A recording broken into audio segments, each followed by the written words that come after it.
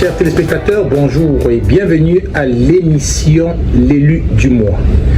Nous avons l'immense plaisir et l'immense honneur de recevoir M. Joël Laibant, qui est aujourd'hui député de l'UEBER, ministre fédéral de la transformation gouvernementale des travaux publics et de l'approvisionnement, et il est lieutenant du Québec.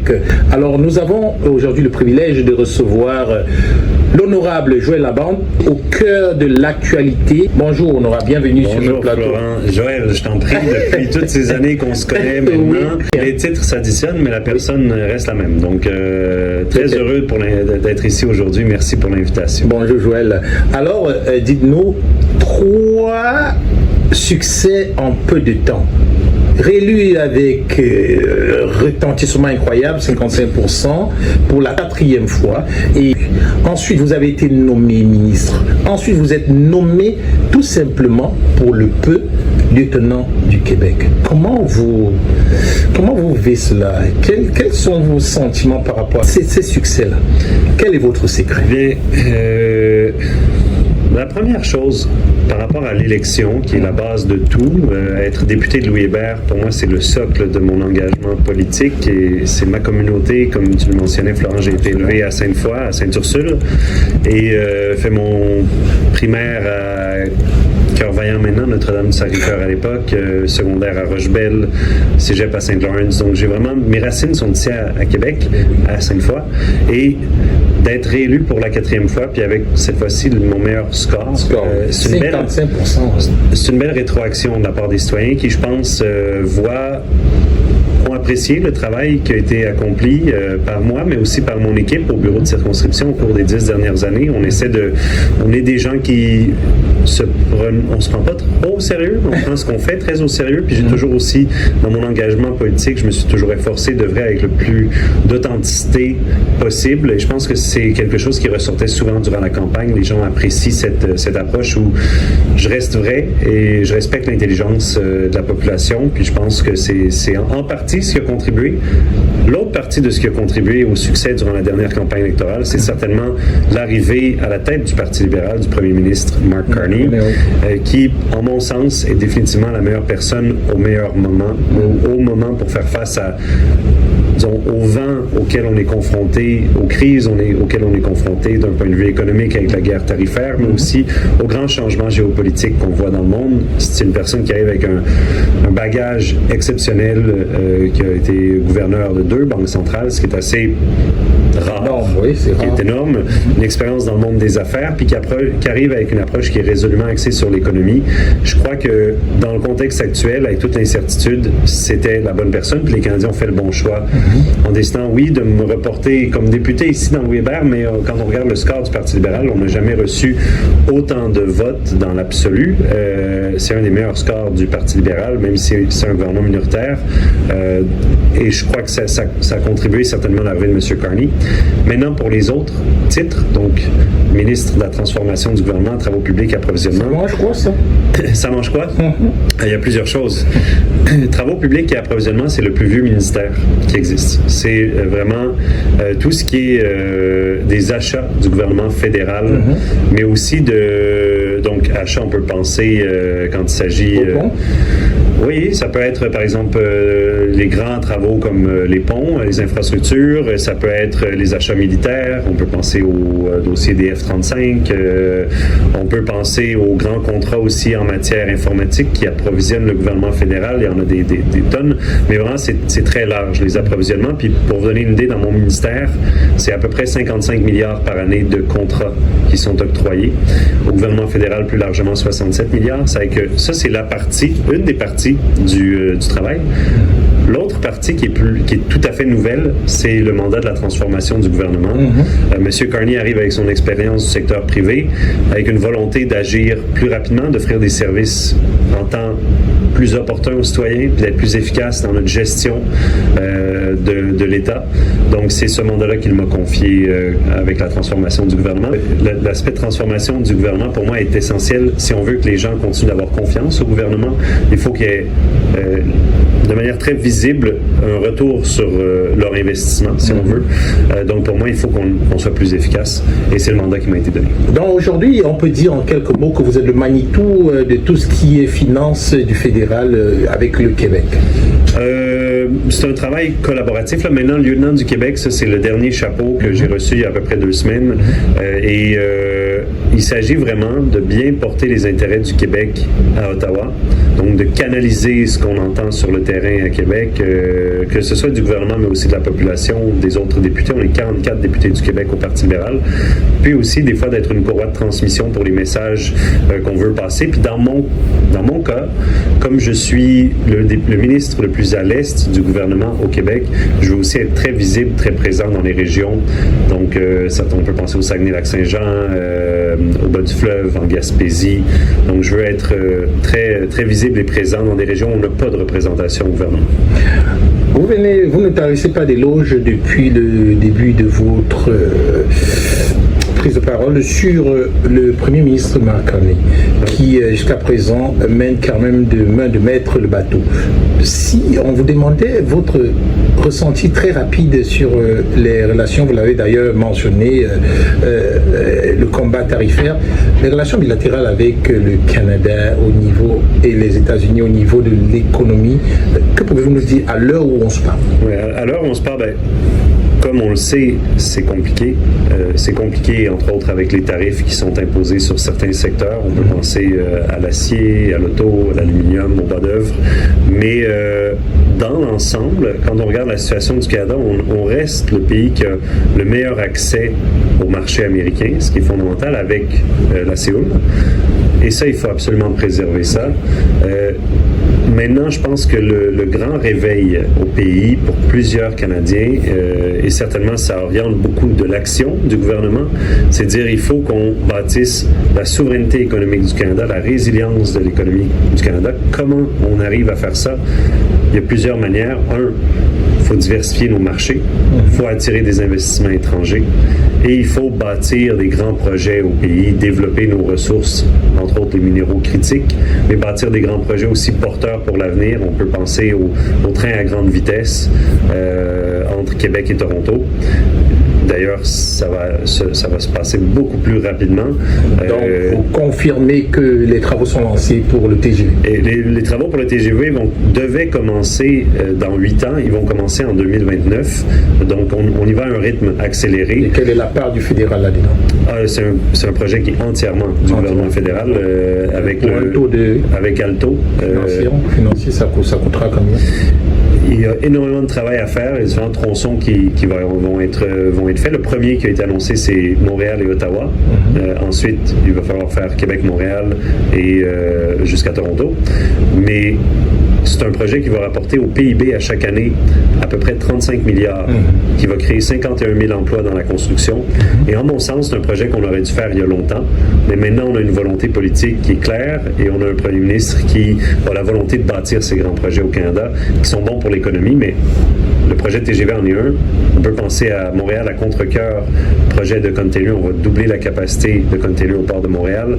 Donc, c'est aussi de bâtir la productivité de nos entreprises. Puis juste, des fois, tout ça, ça peut paraître abstrait, mais ça devient beaucoup moins abstrait quand on voit les retombées économiques de ces projets-là.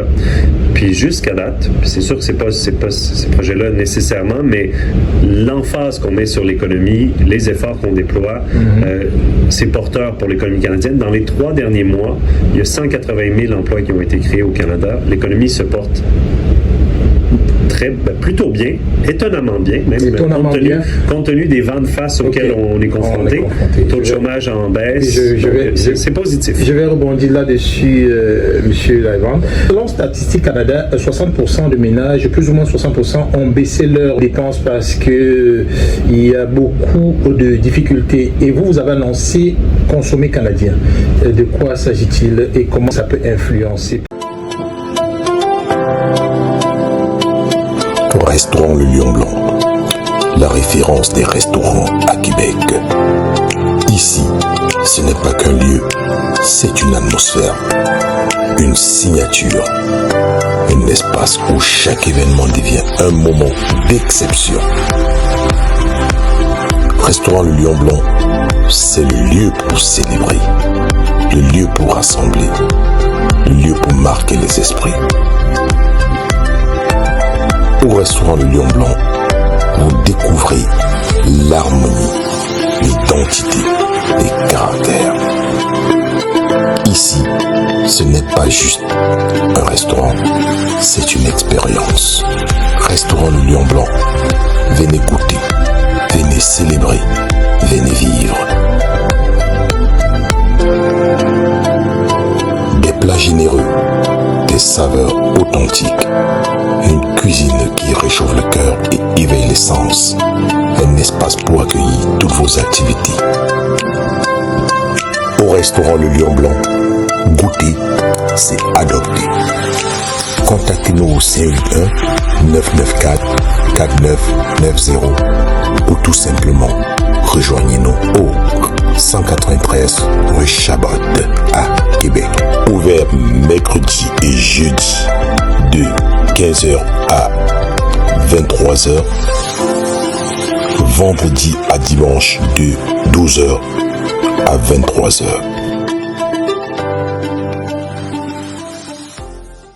Selon Statistique Canada, 60% de ménages, plus ou moins 60%, ont baissé leurs dépenses parce que il y a beaucoup de difficultés. Et vous avez annoncé consommer canadien. De quoi s'agit-il et comment ça peut influencer positivement l'économie? OK, donc de deux choses. Un, par rapport à l'abordabilité, oui. Donc la statistique dont tu fais état, c'est vrai, puis on le sent. Il y a une pression quand même qui se fait sentir depuis la pandémie, en particulier inflationniste, entre autres l'inflation alimentaire et l'inflation des loyers qu'on subit et qu'on voit très certainement à Québec. Il y a plusieurs manières d'y répondre. Un, les emplois dont je parlais tout à l'heure. Deux, construire plus de logements et plus de logements abordables. Et trois, avoir des programmes qui permettent, disons, d'avoir plus de marge pour les ménages, et particulièrement les ménages à plus faible revenu. Je donne quelques exemples. L'allocation canadienne pour enfants qui a permis de baisser la pauvreté des jeunes, pauvreté infantile de 38% au pays, qu'on maintient, qu'on indexe à l'inflation. Programme national d'alimentation scolaire, ça c'est les petits déjeuners dans les écoles pour les jeunes les plus vulnérables. Ça permet d'économiser à une famille à peu près 840 $ par année. 3, baisse d'impôts pour la classe moyenne. Ça, c'est 800 $ par famille à peu près pour 22 millions de Canadiens. 4, gérer le régime canadien de soins dentaires qu'on a mis en place au Québec seulement. Dans Louis Hébert, c'est à peu près, on dit, c'est 20 000 personnes. Je n'ai pas les statistiques les plus récentes, mais c'est au minimum 10 000. Mais je dirais probablement plus autour de 20 000 maintenant. Mais au Québec, 1,5 million de Québécois qui n'avaient pas accès à un dentiste ou qui n'allaient pas avoir un dentiste parce que ça coûte trop cher, qui ont maintenant accès grâce au programme. C'est vrai que ça, c'est point de vue abordabilité. C'est important que le gouvernement joue son rôle. Point de vue acheter canadien, ça c'est une autre paire de manches. Puis ça, c'est une politique qu'on a annoncée, qui est entrée en vigueur. Vous l'avez annoncé le 16 décembre, exactement, et qui tombe dans mon portefeuille très directement parce que je suis responsable, comme je le disais en début d'entrevue, des achats, des approvisionnements du gouvernement fédéral. Donc, ce qu'on vient de dire, c'est dorénavant, quand le gouvernement fédéral va acheter, comme je le disais, on achète à peu près pour 67 milliards par année, on va donner une préférence très claire et très nette aux entreprises canadiennes et au contenu canadien. C'est que l'idée derrière ça, c'est de dire, on veut que les entreprises, là, comme les entreprises de Québec, aient un accès plus direct aux contrats fédéraux pour stimuler l'économie locale, créer des bons emplois, puis créer de la valeur partout à travers le pays, plutôt que de s'approvisionner, par exemple, dans des pays qui ont des fois qui nous offrent même pas les mêmes accès à leur marché public. C'est vraiment d'un point de vue du gouvernement, de nos achats, les sociétés de la couronne, puis on veut l'appliquer aussi aux transferts qu'on fait aux provinces. Donc, c'est un changement de paradigme où, à place d'être ouvert par défaut, on devient canadien par défaut. Ça semble être une réponse à M. Trump. C'est une réponse à des changements qu'on observe dans le monde, des politiques plus protectionnistes certainement, mais Je pense que c'est la bonne chose à faire, certainement. Parfait. On constate quand même qu'il y a, dans un contexte où l'inflation cumulée est autour de 15%, aujourd'hui, comment convaincre les citoyens que c'est la meilleure méthode? Et est-ce que c'est ce que vous imposez, pas imposez, ce que vous proposez, est-ce que c'est ponctuel ou c'est pour tout le temps? Non, c'est la politique qui est en vigueur, mais il faut savoir que ça s'applique aux achats du gouvernement. Ça ne s'applique pas aux achats des particuliers. Oui. Toutefois, moi, j'observe qu'il y a plein de mon monde canadien que je rencontre, des gens dans le comté, qui font un effort pour acheter québécois, acheter local, acheter canadien quand ils en ont l'occasion. Je pense que c'est tout à fait normal que le gouvernement fasse la même chose et que ça vienne bâtir notre base industrielle au Canada. Puis je vous donne un exemple ici à Québec. Il y a 15 ans, on a décidé qu'on voulait avoir la capacité au Canada de bâtir des bateaux, des navires pour la force, pour la Marine royale canadienne et pour la garde côtière. On n'avait aucunement cette capacité-là il y a 15 ans. Maintenant, il y a des navires qui se bâtissent au chantier des Vies, en Nouvelle-Écosse, donc, ça fait que vous gardez le Britannique. Donc, on a créé cette capacité-là. Comment? Grâce au pouvoir des approvisionnements du gouvernement du Canada. Alors, chaque année, près de 50 000 nouveaux immigrants arrivent sur le terrain de Québec. Et comment expliquer que malgré le fait qu'il y a quand même des pénuries d'emplois, on ait carrément supprimé le PEC? Quel est votre avis? Quelle est votre lecture sur ce point-là? Et puis, comment donc le gouvernement compte arrimer, là je parle maintenant du fédéral, comment vous comptez arrimer l'immigration, l'emploi et la stabilité économique? Oui, je pense que quand vous regardez le dernier budget, quand vous regardez les cibles qu'on se fixe en immigration du point de vue du gouvernement fédéral, on veut réduire la population temporaire, augmenter la population permanente. C'est-à-dire que, par exemple, dans le budget, il y a un certain nombre qui est prévu où on vise à accélérer la résidence permanente et réduire la population temporaire qui avait explosé à 7% de la population canadienne au cours des 2 dernières années. On veut le réduire en bas de 5%. Maintenant, par rapport au PEC, c'est vraiment une question qu'il faut poser au gouvernement du Québec qui, eux, sont responsables de donner la résidence. En tant que personne, qu'est-ce que vous en pensez de cette suppression? Je pense que... Là, je m'adresse pas au lieutenant, je m'adresse à... Mais ce qui est compliqué, c'est que je veux pas m'immiscer trop dans les débats qui occupent Québec, vu mon rôle. Toutefois, je pense qu'il y a des enjeux je pense que c'est important pour Québec de bien écouter ce qui ressort des critiques qui ont été adressées par rapport à ces changements. Et quel est le message que vous pouvez adresser aux personnes qui sont dans ces situations d'instabilité aujourd'hui? Ben, je pense que justement c'est le processus démocratique où c'est bien qu'ils fassent valoir les impacts que ça a et je le vois dans la société civile. Je pense qu'il y a eu beaucoup de commentaires qui ont été faits, puis je crois que c'est la meilleure chose à faire en ce moment. Monsieur Legault, il ne cesse d'envoyer de votre côté, du côté du fédéral, la faute sur cette explosion d'immigration-là. Qu'est-ce que vous en dites? Ben, par rapport à l'immigration temporaire, si on regarde par exemple les demandeurs d'asile, étudiants étrangers, travailleurs étrangers, on a quand même vu depuis la dernière année une réduction de 40% en moyenne, là, un peu plus dépendamment des catégories. C'est que je pense qu'il y a là matière à peut-être calmer ce discours-là ou tempérer ce discours-là. Maintenant, pour les changements au PEC, vraiment, c'est à Québec qu'il faut adresser les questions. Aujourd'hui, on vit quand même une certaine instabilité au niveau politique dans votre parti, dans le Parti libéral, et on a constaté dernièrement, ça fait quelques jours, la démission de l'honorable Pablo Rodriguez. Que pouvez-vous dire à propos de cette situation? Mais encore une fois, je vais être un peu plate là, parce que là, moi j'ai fait le choix, Florent, parce que de rester au fédéral et de ne pas aller au provincial, c'est que ce qui arrive au Parti libéral du Québec, puis en passant, il n'y a aucun lien entre le Parti libéral du Canada et le Parti libéral du Québec. Il n'y a pas de c'est pas la même famille, si vous voulez. Il n'y a aucun lien opérationnel entre les deux partis. C'est que ce qui arrive au Parti libéral du Québec, je veux dire, pour Pablo, j'ai de l'empathie pour ce qu'il a vécu au cours des derniers temps, mais je vais le laisser le soin au Parti libéral de voir la suite des choses. Un point qui est sur votre table, c'est bien sûr les grands projets d'infrastructure qui représentent des investissements quand même majeurs et énormes.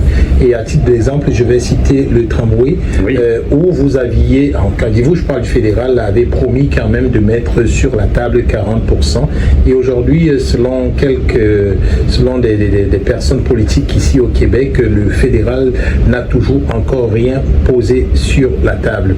Donc, ces acteurs qui affirment cela, que pouvez-vous répondre à ça?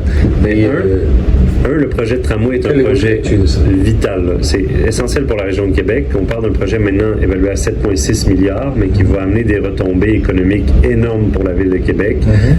Des dizaines et des dizaines de milliers d'emplois dans la région de Québec, un développement immobilier aussi autour de l'axe du tramway. Et ça va être bon pour les déplacements, ça va améliorer la qualité de vie des citoyens, j'en suis convaincu. Maintenant, nous, au fédéral, on est là depuis 2018 à la hauteur de 1,2 milliard. On l'a augmenté à 1,5 milliard à peu près. Entre-temps, il y a eu beaucoup de temps qui s'est, disons, perdu par rapport au projet de tramway. On se retrouve quelques années plus tard avec une facture qui est plus élevée. On est toujours là, à la hauteur de 1,4 milliard. Maintenant, comment les enveloppes du financement fédéral fonctionnent? Il faut que la province priorise ses projets. Si Québec priorise le projet de tramway, il est pas impossible de penser que la part du gouvernement fédéral pourrait augmenter bon an, mal an, jusqu'à la fin du projet qui est prévu pour 2032-2033. Alors, on est presque à la fin de notre entrevue. Une question peut-être assez gênante. Les sondages montrent que l'appui à la souveraineté du Québec oscille généralement entre 35 et 40%. Est-ce que vous croyez réellement que le Québec peut aller jusqu'à ce référendum-là sur l'indépendance? Pour répondre à ta question, oui. On vient de passer une campagne électorale en avril et comme on le mentionnait en début d'entrevue, pour moi ça a été le meilleur score et ce que j'ai entendu beaucoup de la part des gens de la communauté ici, c'est une préoccupation par rapport à la souveraineté du Canada, pas la souveraineté du Québec. Et la souveraineté du Canada, pourquoi? Parce qu'elle est menacée en ce moment, d'un point de vue commercial notamment. Et il faut qu'on bâtisse cette souveraineté-là. Et pour moi, il y a beaucoup plus à gagner pour le Québec de faire partie du Canada. L'union fait la force. Et en passant, une des choses qu'on a fait depuis que l'élection, c'est qu'on a passé une loi pour unir l'économie canadienne. À terme, donc il y avait plusieurs barrières commerciales entre les provinces. Et on l'a fait avec les provinces. Mais à terme, ce que ça peut représenter, c'est 215 milliards pour l'économie sur le PIB. Donc, c'est comme ça pour moi qu'on répond aux menaces auxquelles est confronté le Canada. C'est pas en ajoutant de l'instabilité avec des discussions sur un possible référendum. À l'horizon 2026, quels seront selon vous les grands défis économiques et politiques auxquels le Canada et le Québec vont faire face? Je pense certainement que la guerre tarifaire continue d'être un enjeu. On la sent certainement dans plusieurs régions, entre autres en Ontario. Pour moi, de bien soutenir ces secteurs-là, c'est fondamental. Progresser sur les grands projets dont on a parlé, définitivement important. Continuer de diversifier nos marchés et avoir les infrastructures pour le faire. Je pense par exemple à des infrastructures portuaires, aéroportuaires, comme au port de Québec ou à l'aéroport. Ici, on a des atouts pour ça. Donc, je pense qu'il va falloir miser là-dessus. Et continuer vraiment d'être axé sur qu'est-ce qui peut augmenter notre productivité, la productivité de nos entreprises. Je pense que ça va être fondamental parce qu'à la base, puis les programmes sociaux sont très importants. Moi, je me suis battu pour les programmes dont je faisais la liste tout à l'heure. Maintenant, pour les préserver et les protéger, il faut avoir une économie forte et je pense que c'est là le pari de M. Carney et du gouvernement libéral actuel. Pour terminer, l'État investit de plus en plus dans la sécurité publique. Pourtant, on sait que, à moins que je me trompe là, est-ce que c'est la géographie qui a changé? Est-ce que c'est la géopolitique? Mais je pense que tout le monde qui suit moindrement l'actualité voit que le monde a changé, qu'il faut être le plus autonome possible et développer nos alliances et les nourrir, mais que pour développer et nourrir nos alliances, il faut avoir quelque chose aussi à offrir. Et pour ça, pour moi, les investissements qu'on fait en défense, et cette année, on va atteindre 2% de notre PIB, ce qui est énorme, on partait de loin, sont absolument nécessaires, essentiels, puis on veut se rendre à 3,5%. Et n'importe qui doute de la probité de ces investissements-là en défense, je les invite à visiter une base militaire près de chez eux. Ici, on a Valcartier à Québec. Ça fait 50 ans qu'on néglige les forces armées canadiennes, tout gouvernement confondu. Il est nettement le temps de se réinvestir et de se redonner une armée qui a les moyens de nos ambitions. Puis, je veux dire, qui peut adéquatement protéger dans différentes circonstances le Canada. Et je pense entre autres à l'Arctique, où il y a beaucoup à faire aussi, où il va falloir investir. Donc pour moi, c'est fondamental de réinvestir dans les forces armées canadiennes. Et il y a énormément à faire. Votre message de fin? Diaspo, vous avez vraiment fait votre place admirablement au cours des dernières années. Moi, je me souviens qu'on s'est rencontrés quand c'était une idée qui germait. Et maintenant, je regarde le studio, c'est impressionnant, mais au-delà du studio, je vois tout le monde qui est derrière Diaspo, qui participe à vos événements aussi. Puis je pense que c'est essentiel de mettre en vitrine aussi la richesse de la diversité qu'on a à Québec. Moi, j'ai été élevé dans un bloc appartement où c'était l'ONU, là. Il y avait des Haïtiens, des Roumains, des Algériens, et j'en ai grandi de ce contact-là. C'est que je pense que Diapo contribue justement maintenant par le truchement du web à favoriser justement ce dialogue-là qu'on doit avoir et je vous lève mon chapeau vraiment. Je sais que c'est pas facile non plus. Donc merci. Si j'ai un message, merci pour le soutien à Diaspo de la part de ton audience. Puis il faut continuer de plus belle en 2026 et pour des années encore. Alors, chers téléspectateurs, c'est sur ces mots que nous terminons notre entrevue avec Monsieur le député, Monsieur le ministre, Monsieur le lieutenant du Québec et Joël surtout. Et surtout Joël qui nous a, malgré son agenda hyper chargé, a pu venir nous donner une vision plus claire sur son rôle, sur ses rôles. Et nous tenons aussi à saluer bien sûr tous les membres de son cabinet qui travaillent très très fort afin que cela soit réalisé et nous espérons que bien sûr 2026 sera une année encore plus positive. Nous lui souhaitons le meilleur. En attendant, notre invité, l'élu du mois de janvier, c'était Florent Lial pour l'élu du mois. Je vous souhaite bonne fin de journée. Bye bye.